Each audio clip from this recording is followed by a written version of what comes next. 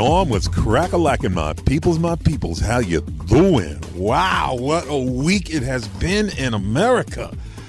Woo! I'm really glad I'm up here on this space station looking down at you fools, because you effing this up.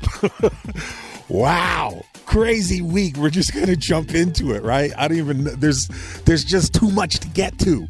All right, let's start with the simple understanding that something broke in America this week. What broke in America was the country, and not just the surface layers. This has been a week in which we've been spiraling downward, auguring into the ground since Trump's election. But this week, the president and his henchmen and henchwomen began the complete, full, and unmistakable assertion that they are above the law. It's not just the president and his minions committing felony crimes for themselves and him on his behalf. It's not just that the president and his staff of criminal felons have begun asserting that they're above the law. What is truly scary about this week in American politics is that effectively no one in the American justice or congressional system has done anything to stop them.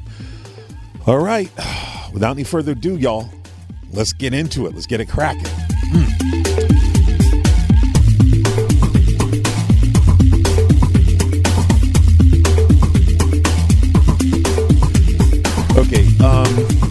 Let's start with the racist Attorney General Bob Barr, who sneered at Congress this week and, decided that his place on the imperial pyramid meant that he is above the questions of Congress.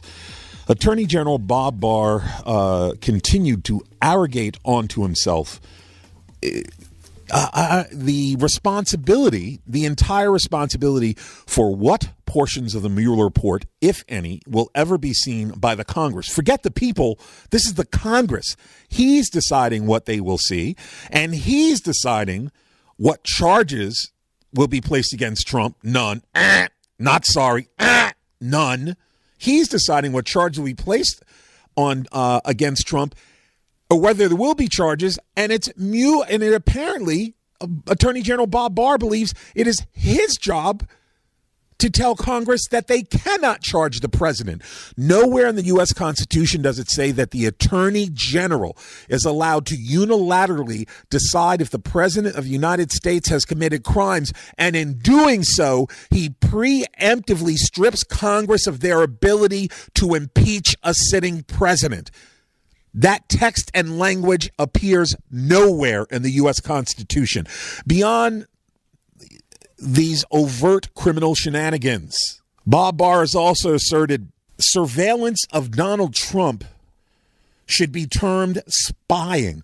Not spying from another country, not spying in some kind of corporatocracy, not spying as in someone is out to get America, but spying. Surveillance is not spying, okay? It just isn't. But if you surveil Donald Trump, you're as lowly as a goddamn spy. You might as well be a Chinese spy or a black one. I hate you. I hate you. I hate you forever.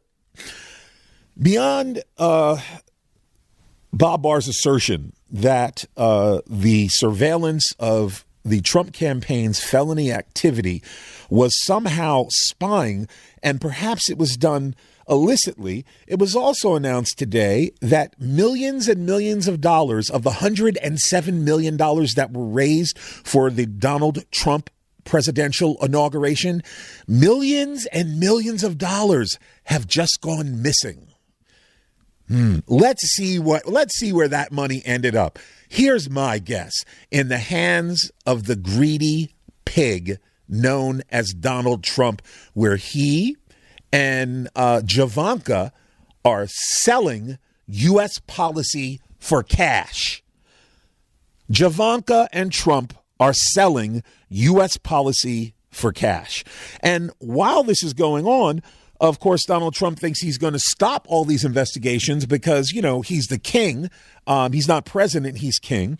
So as this is going on, the Secretary of the Treasury, Steve Mnuchin, as well as the head of the IRS, they've both determined to violate a law that requires in absolute clear and in terms that are completely uncertain, clear and completely crystal clear.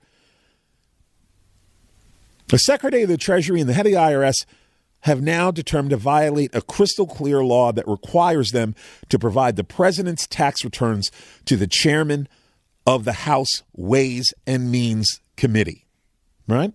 So now you have the Secretary of the Treasury openly saying he will not comply with a law that says he must, as well as the head of the IRS.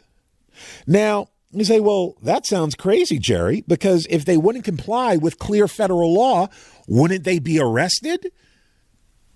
Under ordinary circumstances, yes, they would be arrested for not complying with federal law. But let's turn the page a little bit further to another Trump shenanigan in this back-breaking, shattering week of bullshit from Trump. Okay.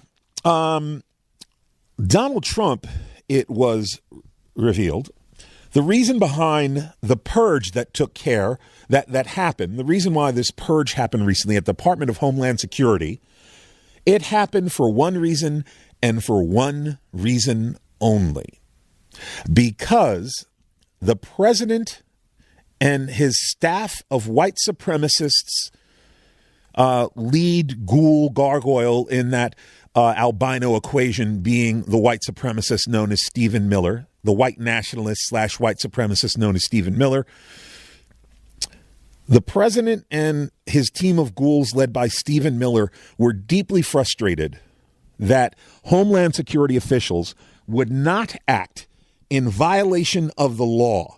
Okay, they were really angry that Homeland Security officials would not act in violation of the law further than they already had. Now, let's be clear what these ghouls had already accomplished.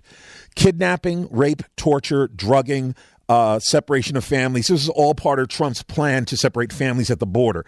People need to be imprisoned for decades from what has already happened. But Trump wanted to turn it up even louder.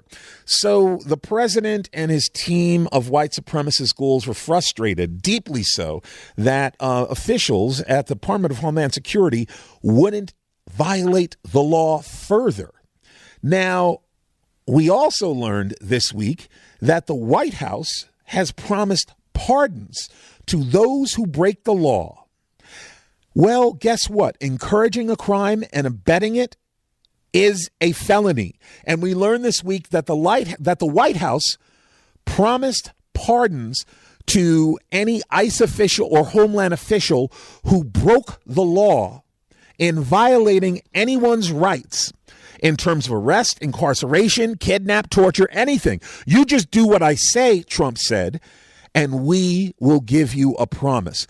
Well, promising a pardon to someone who breaks the law is encouraging a crime and abetting it. We also learned this week that Trump, this is one of the most monumental, egregious abuses of power against American citizens anyway, that he's engaged in to date. Trump wanted to engage in egregious abuse of power that would have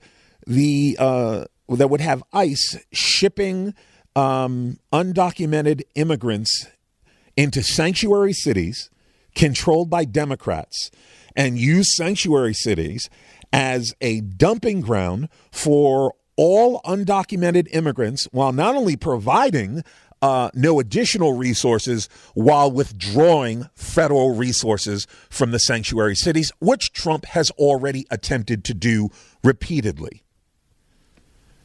Now, while Trump is doing this and reconfirming every day, the White House was trying to distance itself from him. His team was saying, well, it was done informally and it was months ago and it wasn't really serious. And then Trump tweeted, oh, you goddamn right, I'm serious about this. I'm still thinking about doing it. Oh, it's on like Donkey Kong. My name's Donald Trump. I'm going to make these people pay. It's all about the violations. It's all about betrayal. You're going to pay for this, Nancy Pelosi, you and your goddamn fancy rings. So in addition to Donald Trump engaging in a plan of vengeance against sanctuary cities controlled by Democrats, the president also complained that our military wasn't going to be allowed to rough up immigrants. Now, roughing up immigrants, you're talking about beating and shooting them. Okay, that's how men and women with guns and weapons rough people up. They don't rough them up with language. They don't rough them up with promises of boxes of Cracker Jacks and some balanced water.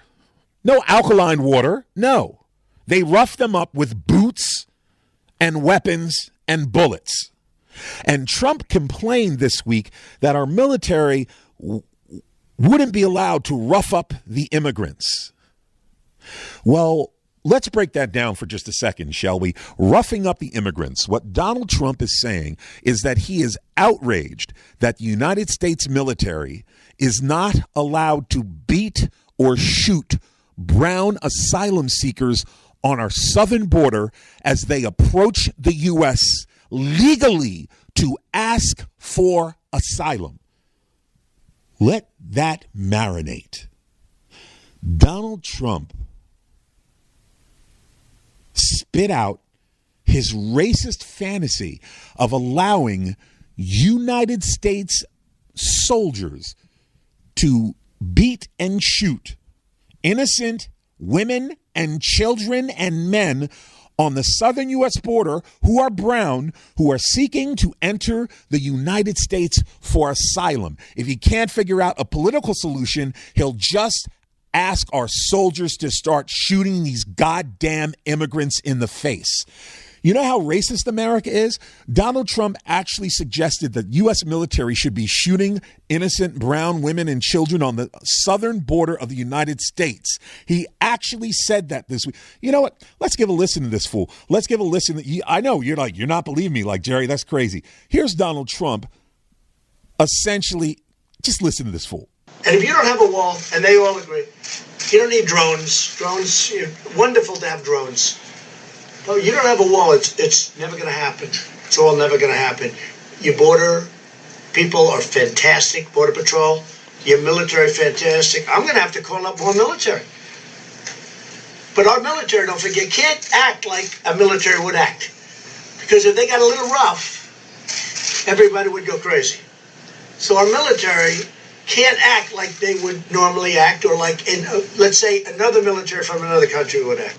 If Donald Trump said the exact same thing about Canadians, that the U.S. military should be allowed to shoot Canadians as they approach the U.S. border for whatever reason, he would be impeached immediately. But America is so racist that we allow the president of the United States to proclaim his racist fantasy of shooting innocent asylum seekers if they're brown and on the southern border, and we let him keep his office, and we don't demand impeachment, and we don't take to the streets, and we let Jared and Ivanka continue to rip us off while they... Okay, moving on. All that being said, this is all going on. Right? This is all happening. President Trump promised the head of ICE that if the head of ICE followed Trump's requests to break U.S. law and commit felonies with violence, that Trump would then pardon the ICE official. So Trump is bound and determined to use his power to pardon to fill the ranks of the government with violent felons who he will simply pardon as they rape, kidnap, torture, drug, and murder their way to the white paradise that Donald Trump has in store and in mind for all of us. This is the stuff of the world's most dysfunctional first world government. But then rather than, generating a response from within the various pre-built systems in America that are in some way commensurate or aligned with the threat, nothing happened. Nothing.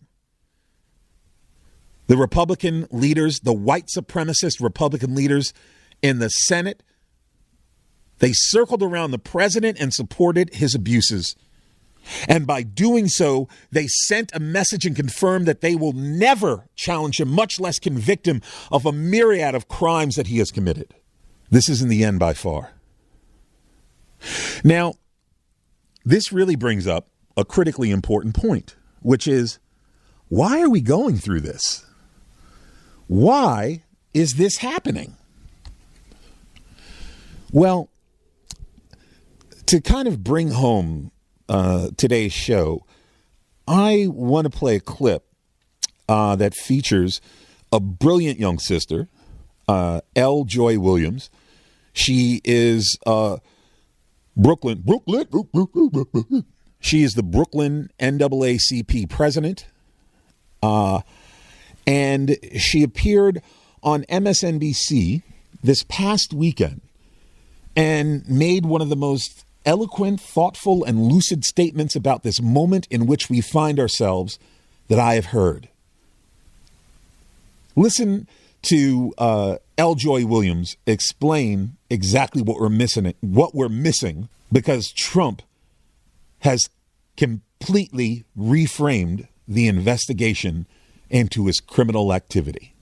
What do you make of that? His response, I suppose, to the response from that first memo. Yeah, I mean, it all reeks of this, just what we knew about him going into the office before. We saw that 19-page memo about it is really about, and that's what I think about this entire administration. And I think a number of people think about this entire administration, that people are there to protect Donald Trump or to protect an individual rather than protecting the American people and protecting our country. And it's very clear. You can see that even in the response and the release of information here, right? The whole reason for this investigation partly was to talk about how this foreign entity infiltrated our election process in our country. Kind of lost, right? And so that's lost in the conversation, that the reason why we want this information released, the reason why it should go to Congress, the reason why we should know more about this is because we should know how a foreign entity infiltrated our country and infiltrated our election process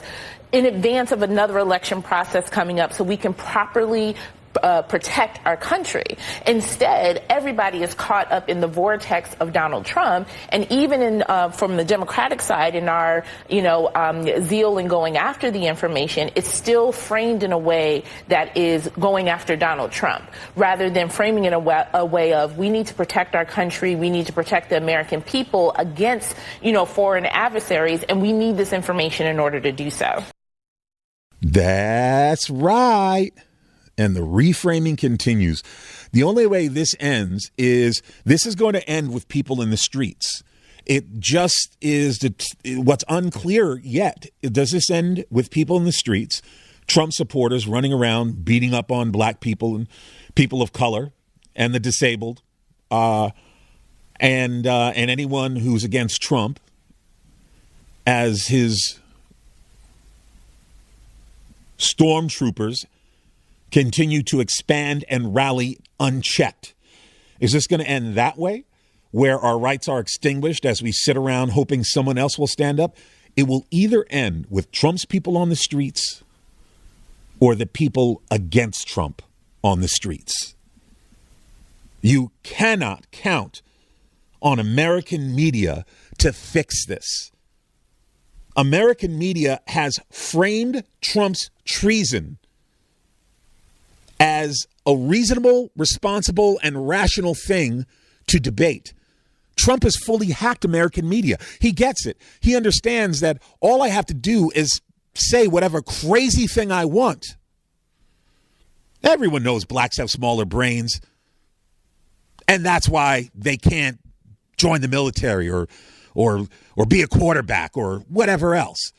And the news will actually spend the next 3 news cycles on 4 or 5 different news stations debating whether or not blacks have smaller brains and it's why they shouldn't play football or be pilots or anything else.